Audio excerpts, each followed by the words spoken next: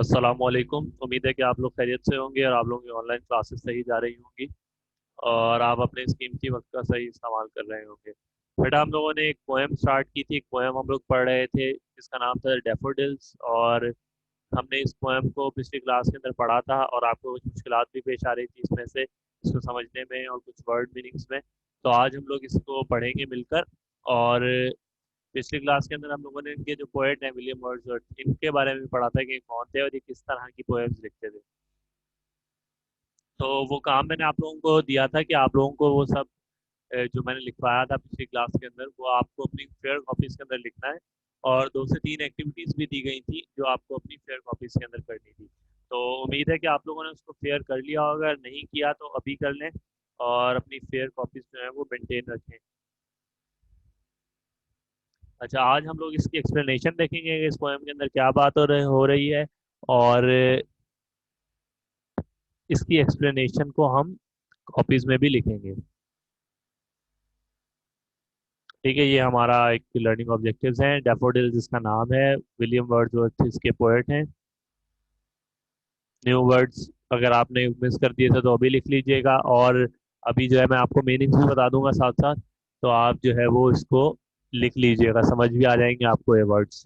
पहले इसको पढ़ लेते हैं एक दफ़ा, उसके बाद फिर इस पे इसकी एक्सप्लेनेशन पे बात करेंगे। I wandered lonely as a cloud that floats on high over vales and hills, when all at once I saw a crowd, a host of golden daffodils, beside the lake beneath the trees, fluttering and dancing in the breeze, continuous as the stars that shine and twinkle on the Milky Way.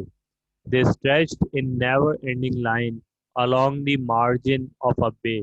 10,000 I saw eye at a glance, tossing their heads in sprightly dance.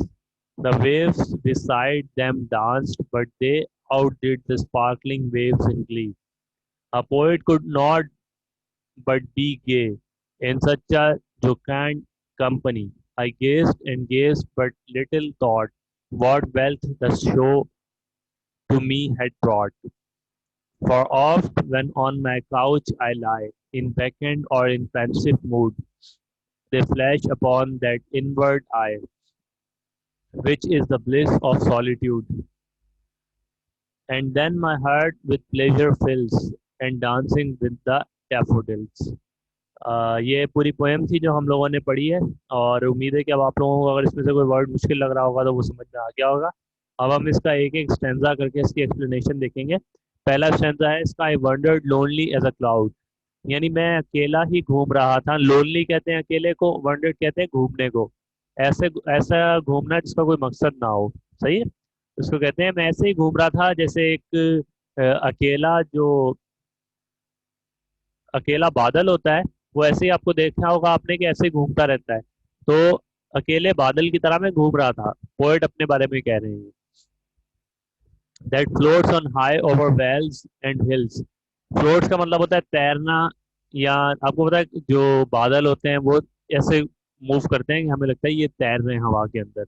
On high over vales, vales जो है वो एक कोई पुराना लफ्ज है। Valley आपने नाम सुना होगा, घाटी जिसको कहते हैं, तो वैली ही का एक लफ्ज है वेल्स। एंड हिल्स, हिल्स का तो आपको पता होगा जो पहाड़ है उनको हिल्स कहते हैं।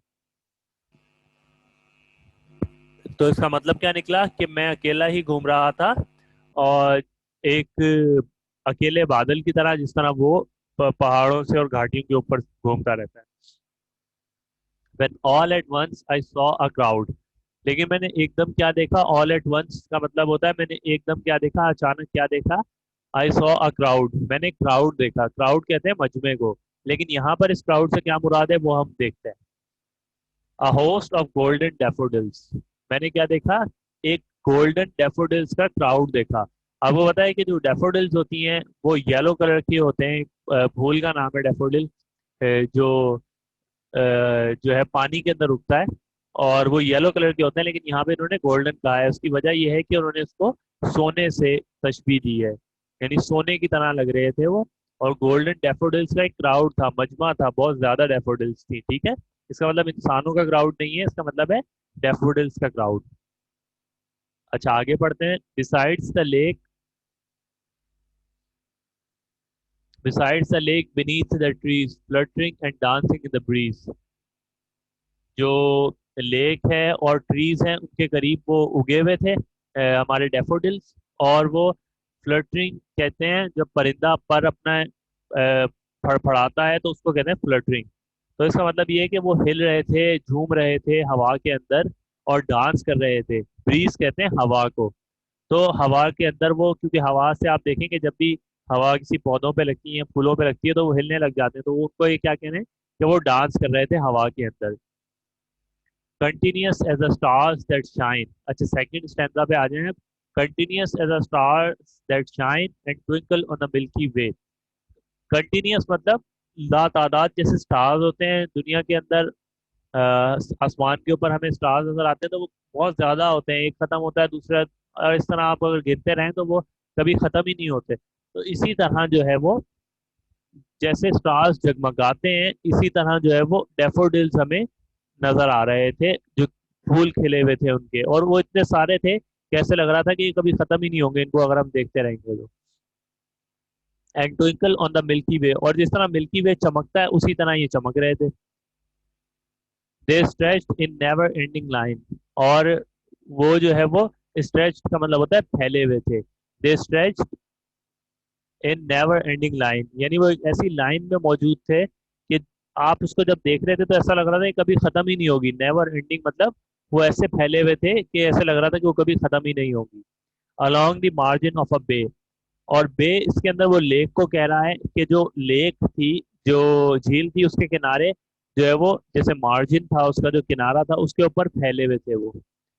10,000 saw I at a glance tossing their heads in sprightly dance. कहता है कि मैंने 10,000 एक बार में देखे। इसका मतलब 10,000 नहीं है, ये एक इंग्लिश का जो है वो तरीका है। इसका मतलब है कि बहुत ज्यादा, लातादाद।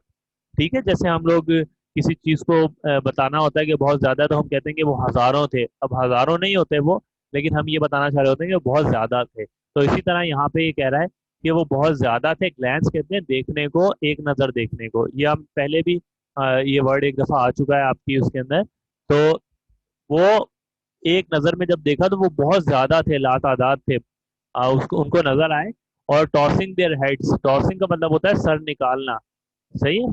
तो उन्होंने सर, अपना सर से मुराद जाहिर सी बात है उसका जो ऊपर वाला पार्ट होता है फूल का, उसके उससे इन्होंने तशबीह दी है कि उन्होंने अपना सर निकाले हुए थे और वो हिल रहे थे क्योंकि हवा की वजह से। The waves beside them dance but they outdid the sparkling wave in glee. जो उसके साथ ही जो है वो वेव्स थी, क्योंकि लेक आपको पता है पानी के अंदर ये लगते हैं। तो जो लेक थी उसके अंदर वेव्स भी जो है वो उठ रही थी और वो भी मूव कर रही थी। ऐसी बात है, हवा के साथ वेव्स भी बनती हैं, मौजें भी बनती हैं। लेकिन उन वो जो वेव्स थी उनको, उनमें इतनी दिलकशी नहीं थी, वो इतनी खूबसूरत नहीं थी जितना इनका डांस, जो जो हिल रहे थे, वो जो मूव कर रहे थे, लहलहा रहे थे, वो जितना दिलकश था, उतनी वेव्स जो है वो दिलकश नहीं थी। तो जो वेव्स बन रही थी वो कम दिलकश थी, और ये जो लहलहा रहे थे ये ज्यादा दिलकशी इसके अंदर थी।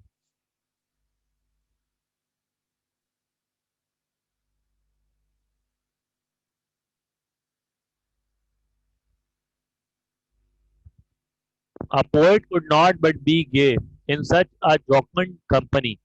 और जो पोएट थे वो कह रहे हैं कि इस इतनी अच्छी कंपनी में, इतनी खूबसूरत और प्लेजेंट कंपनी के अंदर, एक पोएट जो है वो बहुत ज्यादा खुश होता है। और आपको जैसे कि मैं पहले भी बता चुका हूँ कि ये जो विलियम वर्ड्सवर्थ हैं, ये जो है वो नेचर के ऊपर लिखते हैं, उनको नेचर से बहुत ज्यादा दिलचस्पी थी। तो ये जो है वो कहते हैं कि जब इस तरह की कंपनी हो, इस तरह का माहौल हो, तो एक पोएट हमेशा खुशी होगा और उसको बहुत ज्यादा खुशी होगी। I gazed and gazed but little thought what wealth the show to me had brought। और कहते हैं गेज भी बोलते हैं देखने को, ठीक है। I gaze and gaze but little thought, कहते हैं कि मैं देखता ही रहा उन सब चीजों को, और मैंने बहुत कम सोचा। What wealth the show to me had brought, कि वेल्थ का मतलब, यहाँ पे वेल्थ का मतलब होता है दौलत, लेकिन यहाँ पर वेल्थ का मतलब दौलत नहीं है। यहाँ पे वेल्थ का मतलब है खुशी। ठीक है, कहते हैं what wealth the show to me had brought. तो कहते हैं कि मैं उसको देखता रहा और खुश होता रहा, लेकिन मैंने ये सोचा कि कितनी ज्यादा इससे खुशी मुझे महसूस हुई है इसको देखने से। फोर्थ स्टैंजा पे आ जाएं। For of when on my couch I lie in vacant और इन पेंसिव मूड। कहते हैं कि जब मैं अपने काउच के ऊपर, बेंच के ऊपर, टेबल के ऊपर जब लेटूंगा, और जब मैं बहुत जो है वो दुखी होऊंगा या ऐसे मूड में होऊंगा जब मुझे जो है वो खुशी की जरूरत होगी, तो मैं क्या करूंगा, the flash upon the inward I which is the bliss of solitude. और मैं क्या करूंगा कि इसके बारे में सोचूंगा तो ये मेरी आंखों के सामने वो मंजर आ जाएगा। किसका? ये जो डैफोडिल्स लहलहा रहे थे और ये सारा सीन था, जब मैं अकेला होऊंगा और जब मैं परेशान होऊंगा, तो ये चीजें मेरी आंखों के सामने आ जाएंगी। और जैसे ही ये चीजें मेरी आंखों के सामने आएंगी, तो मुझे क्या होगा, ब्लिस होगी यानी खुशी होगी।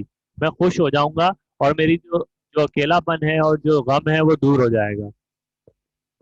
And then my heart with pleasure fills and dances with the daffodils.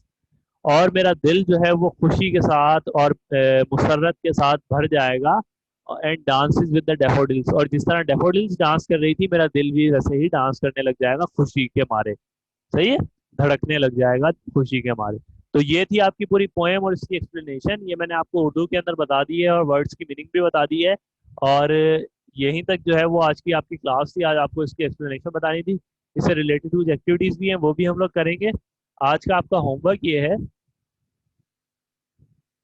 कि आपको जो फर्स्ट स्टैंजा है उसकी एक्सप्लेनेशन लिख के आनी है। और बाकी स्टैंजास की एक्सप्लेनेशन मैं इंशाल्लाह आपको शो करवा दूंगा और लिखवा भी दूंगा। और जो एक्टिविटीज़ हैं बाद में वो इंशाल्लाह हम लोग कंप्लीट कर लेंगे। ठीक है बेटा? तो इसमें से अगर आपको कोई सवाल हो तो पूछ लें, इसको वापस से पढ़ लीजिएगा, इसमें से जो भी चीज़ें मुश्किल लग रही हैं उनको लिख लीजिएगा। अपनी कॉपीज़ के अंदर आप ये होमवर्क करेंगे और बाकी इसके हवाले से क्या काम करना है वो मैं आपको इंशाल्लाह नेक्स्ट क्लास में बताऊंगा। ठीक है बेटा? तो आज की क्लास यहीं पे ख़त्म हो रही है। इसमें से कोई सवाल हो तो आप लोग पूछ सकते हैं। Thank you so much for your cooperation. अस्सलाम वालेकुम।